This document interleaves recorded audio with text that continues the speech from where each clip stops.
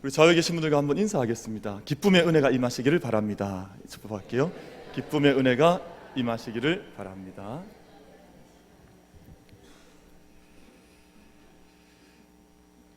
기쁘게 사는 것보다 더 복된 일이 없는 것 같습니다. 저희가 어떤 삶의 순간에도 우리 그리스도인들의 기쁨은 외적인 환경에 제어받는 기쁨이 아니거든요. 그러니까 어떤 순간에도 기뻐할 수 있는 기쁨의 은혜, 이 재단 가운데 우리 성도님들 가운데 넘쳐 흘러가게 되기를 축원합니다. 몇 가지 모피의 법칙이라고 하는, 그런데 신모피의 법칙이라고 하는 법칙들이 몇 가지 있더라고요. 치통의 법칙이 있습니다. 참을 수 없는 치통이 이제 내 이빨에서 치아에서 일어나는데 꼭 언제 일어나냐면 치과가 문을 닫는 토요일 오후부터, 그리고 치과를 갈 수 없도록 만드는 치통의 법칙이 있어요. 수면의 법칙이 있습니다. 몇 사람이 함께 잠을 자는데 누가 먼저 잠이 드냐 하면 코를 제일 심하게 고는 사람이, 늘 그 사람이 잠이 제일 일찍 들, 누우면 막 자는 막 골고 그런 분들이 있습니다. 버스의 법칙이 있는데 버스 안에 차를 타고 가다가 간만에 꼭 좋은 노래가 나올라 치면 꼭 안내 방송이 나와요. 이상하죠?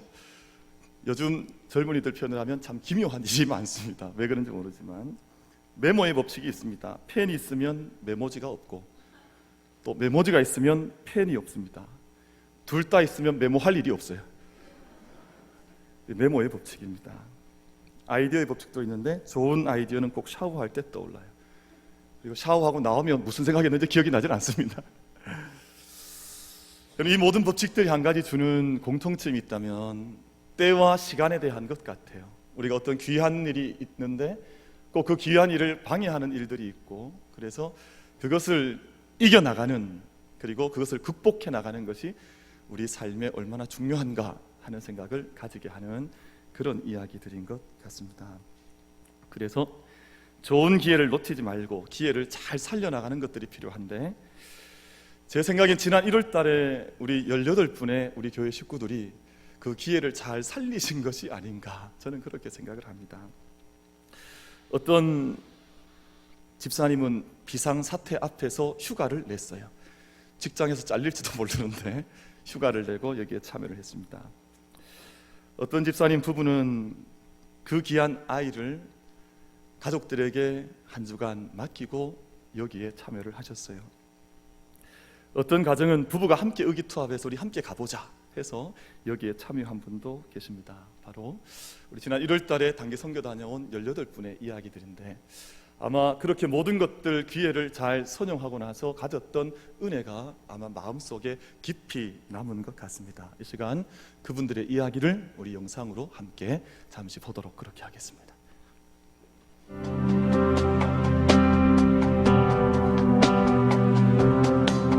주님 말씀하시면 내가 나아가리다. 주님 뜻이 아니면 내가 멈춰서리다. 나의 가고 서는 것 주님 뜻에 있으니 오 주님 나를 이끄소서.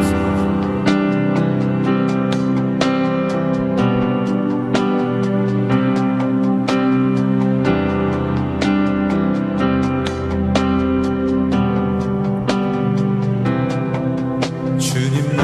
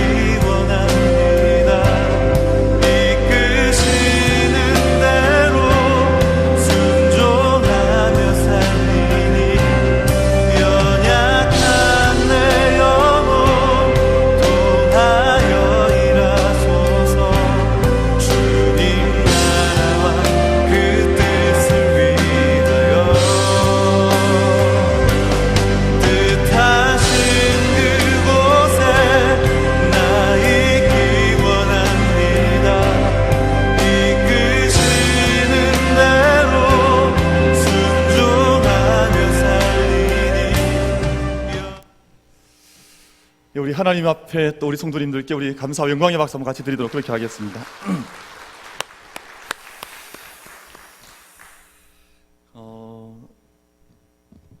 이번 단기 선교는 갑자기 이루어진 일은 아니고 저희가 2014년 9월 29일에 손용환 장로님, 오경호 장로님께서 선교 탐방을 그 땅에 다녀오신 이후에 약 16개월 정도 지난 후에 이 단기 선교가 우리 교회에서 그 열매로 맺혀지게 됐습니다.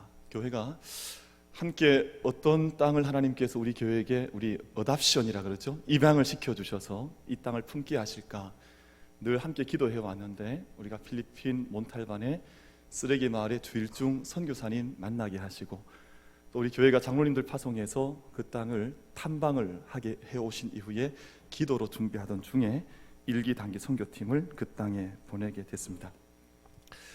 이번 파송된 팀이 저는 아주 특성이 있다고 봅니다. 왜냐하면 보통 단기 선교는 청년부만을 파송하거나 아니면 고등부가 이제 비전 트립으로 다녀오거나 그런 경우들이 상당히 많습니다. 그것이 일반적인 일들입니다.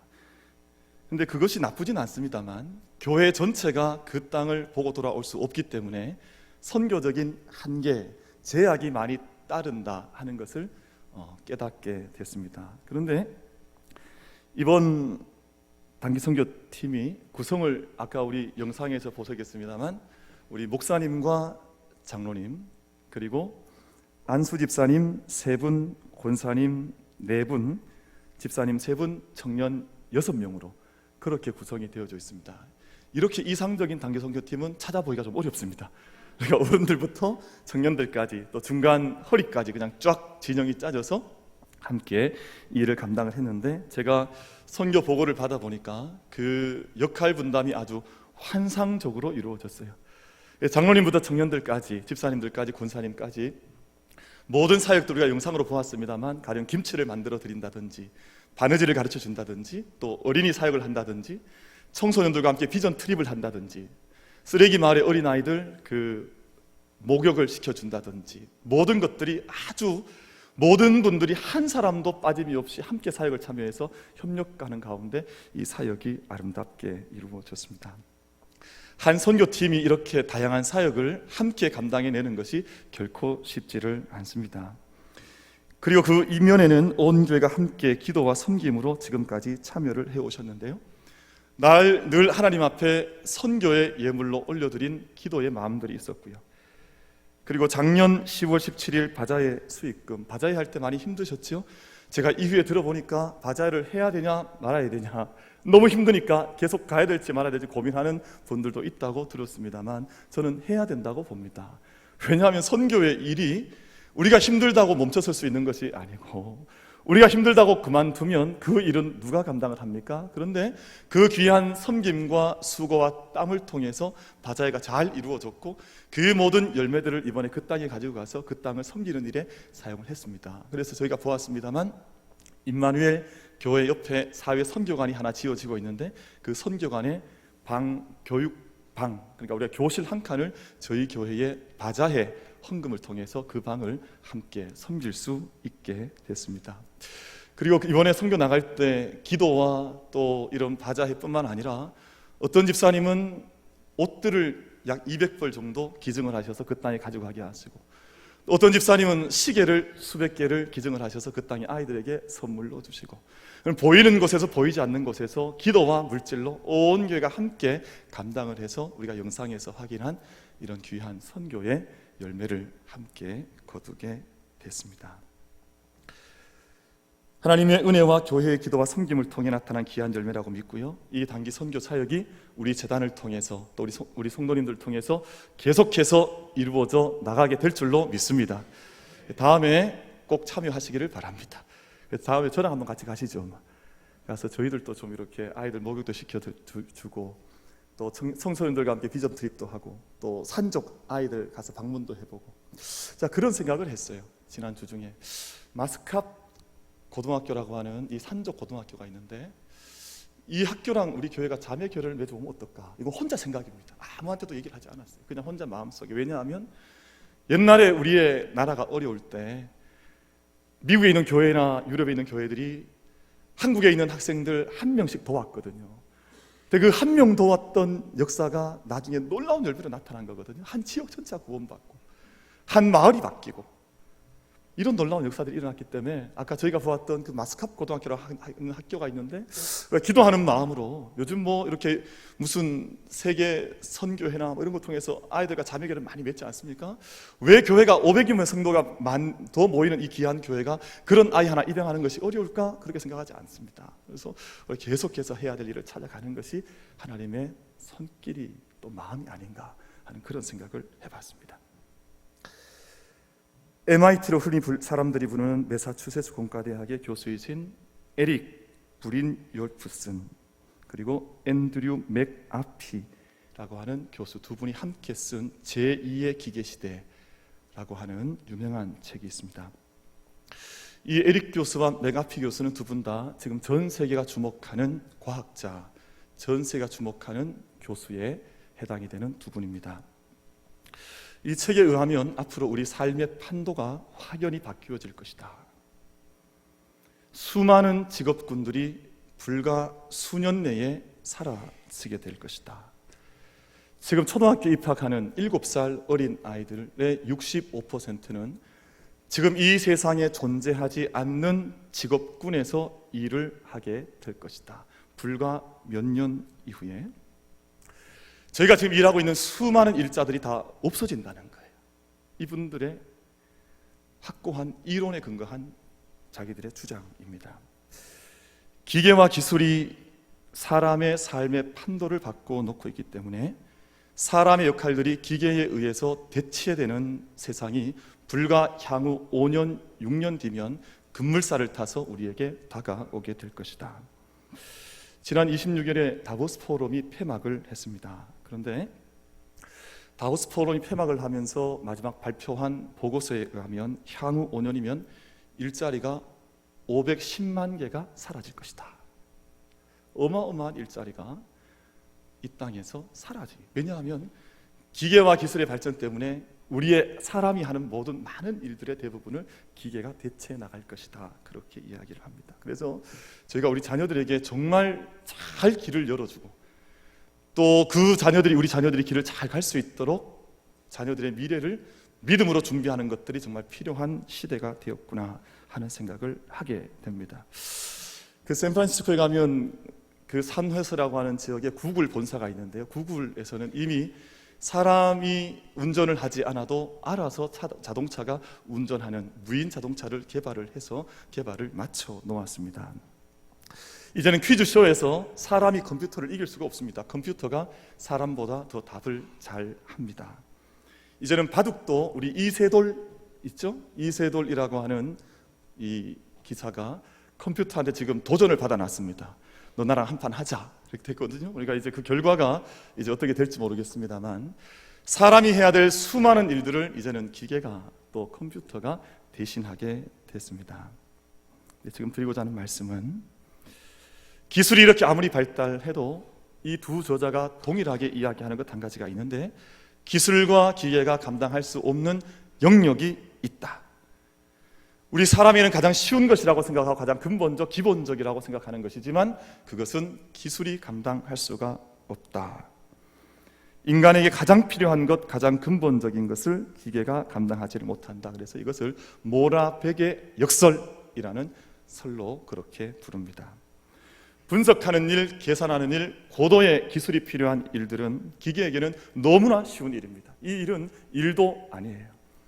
요즘 아이들이 토플 시험을 치면 토플에 대한 성적을 사람이 매기지 않습니다. 기계가 매깁니다.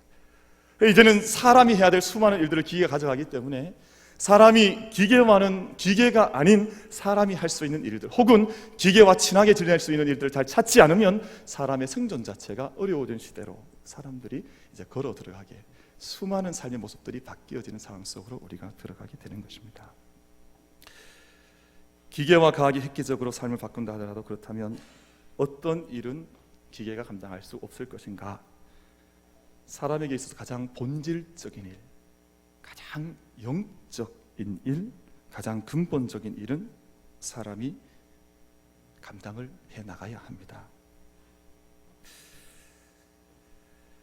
생명에 대한 구원의 일과 구원을 위한 창조의 사역과 그리고 그 일을 이루기 위한 눈물을 흘리는 일과 돌보는 수고를 감당하는 이 모든 일들은 이 땅의 기계와 문명의 도움을 받아가면서 그와 함께 발맞춰 가면서 여전히 사람들이 감당을 해야 이루어지는 일들이라고 이 두 저자가 이야기를 하고 있습니다. 오늘 저희가 함께 읽은 본문 말씀을 보면 가장 비천한 삶을 살던 히브리 사람들이 노예와 죽음의 땅 애굽에서 벗어난 지 3개월 만에 하나님께서 지시하신 신의 산이라고 하는 산에 도착을 하게 됩니다. 이스라엘의 첫 번째 구원이 가나안 땅으로부터의 출애굽이었다면 두 번째 구원은 첫 번째 구원으로 완성이 되는 것이 아니라 두 번째 구원이 필요한데요. 두 번째 구원은 하나님과의 언약 속에 서 있는 하나님 백성으로 거듭나는 것, 이것이 이스라엘 백성들이 가져가야 하는 두 번째 구원인 것입니다. 기계와 기술에 의한 세상의 문명이 발달된다 할지라도 인간의 구원이 이루어지지를 않습니다. 그것은 문화의 개혁이지요. 이미 제4세대 인간의 혁명 속으로 그리고 개혁 속으로 인간이 들어와 있기 때문에 인간이 앞으로 무한정 잘 살 것 같은 기대에 부풀어 있지만 그것으로 인간의 삶이 온전한 구원에 이르지를 못하는 것과 같은 이치입니다. 오늘 제게 주신 이 본문 말씀은 애고로부터의 해방과 시내산 언약 사건 사이에 서 있는 이스라엘 백성에 주셨던 하나님의 말씀이에요. 다시 말하면 첫 번째 구원과 두 번째 구원 사이에 서 있는 이 이스라엘 백성들이 참된 구원에 이르기 위하여 어떤 것을 감당해야 하는지 하나님께서 모세를 통해서 이스라엘 백성에게 주신 말씀이 오늘 본문 19장 1절부터 6절까지의 말씀입니다. 다시 말하면 우리가 아무리 이 땅 가운데에서 세상의 문명의 변혁 속에 들어가 급변하는 사회 속에 산다 할지라도 우리가 두 번째 구원, 영적 구원, 우리의 하늘에 대한 구원을 가져가지 않으면, 이루지 못하면 우리의 온전한 구원이 이 땅 가운데 이루어지지 않는다는 것과 똑같은 말씀을 본문에서 우리에게 들려주고 계신 것입니다. 불과 1년 전에 시내산에서 양을 치고 있던 목동이었던 모세는 이 사실을 믿지를 못했습니다. 이런 천지를 개벽할 만한 일들이 우리에게 이루어질 것인가 믿지를 않았습니다. 그리고 하나님께서 너를 통해서 너를 보내어서 내가 이 일을 하기 원한다 말씀하실 때에도 모세는 그것을 받아들이지 않았습니다. 하나님, 저는 이 일을 알지 못합니다. 저는 이 일을 할 수도 없습니다. 그러니 저를 대신해서 보낼 만한 사람을 보내주십시오. 이것이 모세의 생각이었습니다. 왜냐하면 하나님의 이야기는 전혀 상식적이지도 않았고 또 모세 스스로도 믿을 수 없는 일이었기 때문에 다른 사람을 보내어서 그 일을 감당하게 하라고 모세가 항변을 하기도 했습니다. 그런데 정확히 3개월 지난 이후에 1년 전 하나님께서 하셨던 그 말씀이 모세에게 이루어지고 난 이후에 모세가 돌아보니 하나님께서 말씀하셨던 것 그 어느 것 하나도 이스라엘 백성들에게 이루어지지 않은 것이 없다고 하는 것을 모세가 발견을 하게 됐습니다. 여러분, 오늘 본문 말씀이 여기까지의 말씀이 우리에게 주는 첫 번째 영적 교훈이 있습니다. 아마 출애굽을 두고도 수많은 사람들이, 이스라엘 백성들, 애굽 사람들이 사이에 수많은 풍문과 소문과 추측과 이야기들이 난무했을 것입니다. 우리의 미래가 어떻게 될 것인가? 우리의 미래는 어떻게 진행될 것인가? 사람들이 수치와 추측과 이야기 속에, 불안 속에 떠는 사람들이 분명히 많았을 것입니다. 이 세상에는 세상의 풍문과 예측과 뉴스에 따라서 하루하루를 불안과 염려 속에 기쁨을 잃어버리고 살아가는 사람들도 있고요. 이 세상에는 온전한 하나님 말씀 위에 서서 말씀의 진리 가운데 서서 말씀을 붙들고 한 걸음 한 걸음 믿음으로 살아나가는 사람들도 있습니다. 비천한 히브리인들이 거룩한 이스라엘 백성 된다는 것은 가능하지 않은 일이었습니다. 지금도 우리가 비천한 히브리 사람들로, 히브리라고 하는 말은 원래 비천한 유랑하는 사람들 하는 그런 뜻이에요. 어떤 민족의 이름이 아니었습니다. 히브리라는 말은. 근데 이 히브리 비천한 사람들을, 노예였던 사람들을 하나님께서 민족 되게 하시고 나라를 이루게 하시고 구원받은 백성 되게 하시고 구별된 사람들로 세우신다고 하니 지금 이 비천한 삶을 살아가던 사람들은 그것을 믿을 수가 없었던 것입니다. 그런데 하나님께서는 끝끝내 모세를 설득하셨고 하나님의 사람 모세, 믿음의 사람 모세를 통해서 그 일을 이루어 가게 하셨고 하나님의 역사하심과 믿음의 순종을 통해 그 백성들, 수많은 백성들이 애굽에서 빠져나와서 약속의 땅으로 걸어가는 그 중간 기점 자리, 분기점 시내산까지 하나님께서 이스라엘 백성들을 인도해 오신 것입니다. 그리고 그곳에서 장차 들어가게 될 하나님의 약속의 땅에 대한 영적 준비, 분명한 준비를 다시금 그들로 하여금 하게 하시는 것입니다.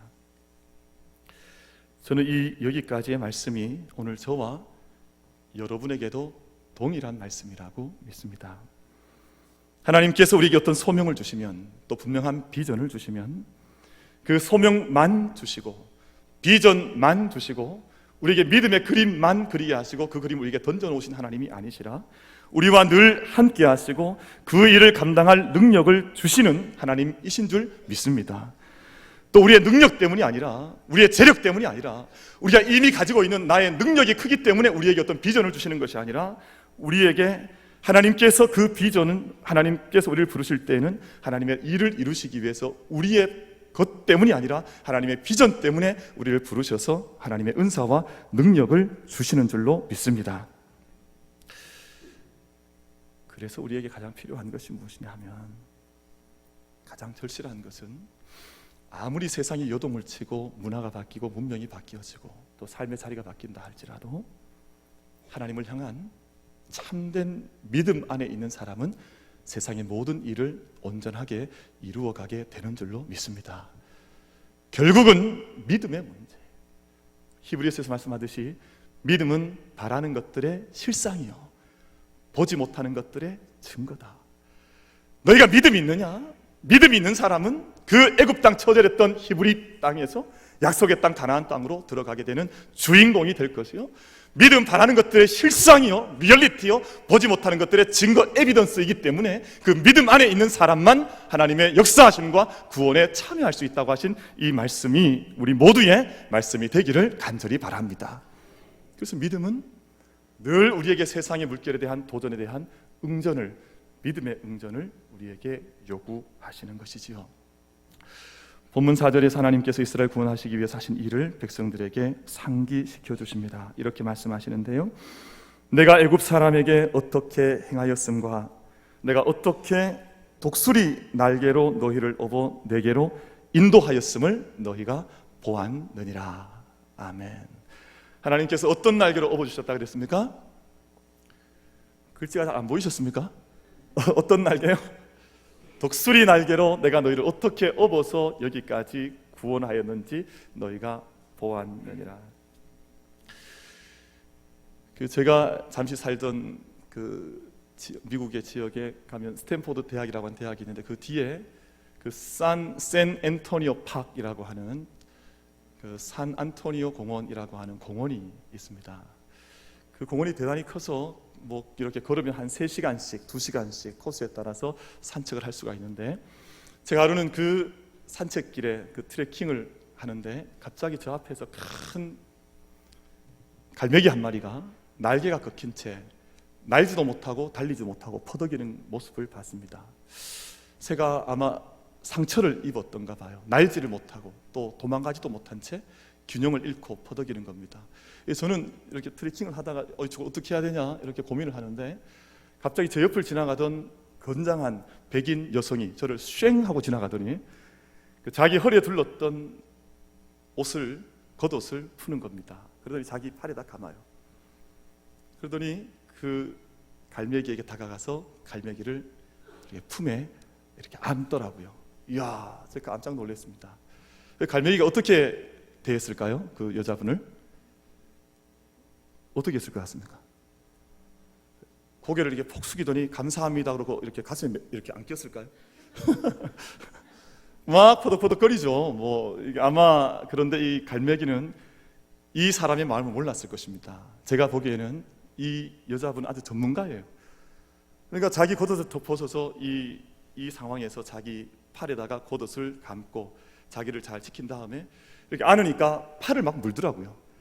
그러니까 팔을 무는데 이미 팔을 옷으로 잘 감아 놓은 채 물린 팔을 그대로 두고 머리를 감싸서 자기 품에 싹 안더라고요. 이야, 기가 막히대요. 아주 뛰어난 모습을 봤어요. 아마 그 여성 백인의 품에서 이 갈매기가 잘 안겨졌을 테고 아마 잘 돌봄을 받았을 것이다. 저는 그렇게 생각하고 돌아온 경험이 있었습니다.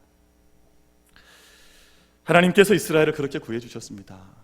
날지도 못하건 채 날개가 껴 있는 백성들, 어떻게 달려가야 할지 못하는 이 백성들, 430년 종노릇하던 백성들에게 하나님께서 구원과 해방을 주셨습니다.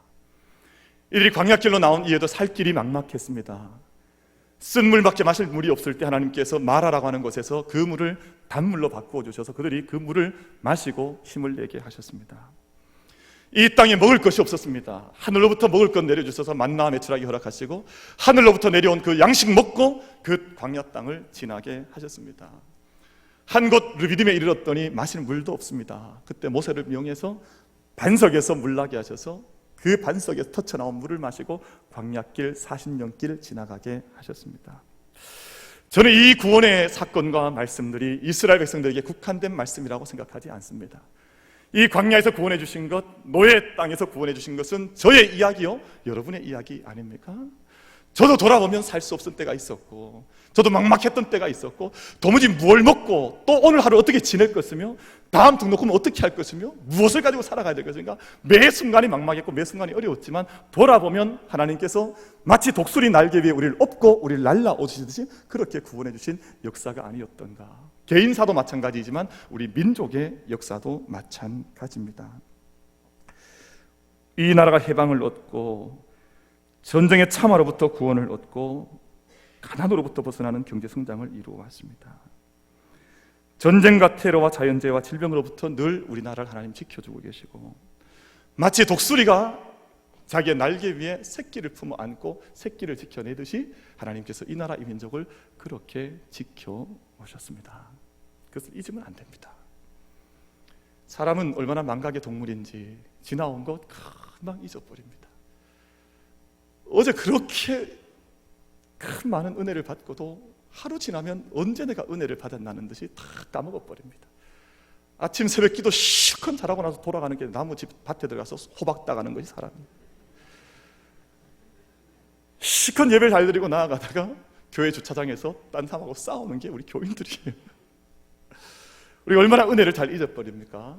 어제 봐요. 오늘 새벽에 제가 비보를 들었는데 축구를 2대0까지 이기다가 3대1로 뒤집혔다 그러더라고요. 무슨 이야기가 모르시는 분들도 계신데 저는 그분들을 존경합니다. 주의를 잘 준비하신 분들이니까. 여튼 그런 일이 있습니다. 조금 좋은 것이 있으면, 조금 은혜를 누렸으면 그것들을 잘 지켜나갈 수 있는 힘이 필요한데 우리의 삶 가운데 그런 힘이 잘 없는 거예요. 영적인 힘이 없는 거예요. 그래서 하나님께서 오늘 이 말씀을 주시는 겁니다.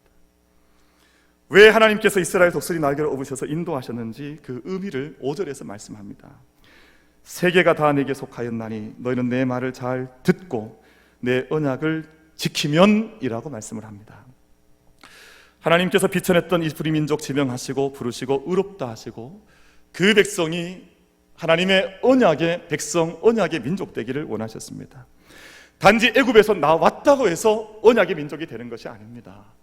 애굽에서 출애굽했다고 해서 구원받은 것이 아니에요. 그것은 1차적 구원, 생명의 구원에 불과할지 모릅니다. 정말 구원은 시내산에 이르렀을 때 하나님께서 그들에게 주셨던 말씀을 자기의 마음판에 새기고 그 신비의 말씀을 새기고 이제는 언약의 백성으로 살아갈 때라야 그들이 진정한 구원의 백성으로, 언약의 백성으로 하나님 앞에서 살아가는 것입니다.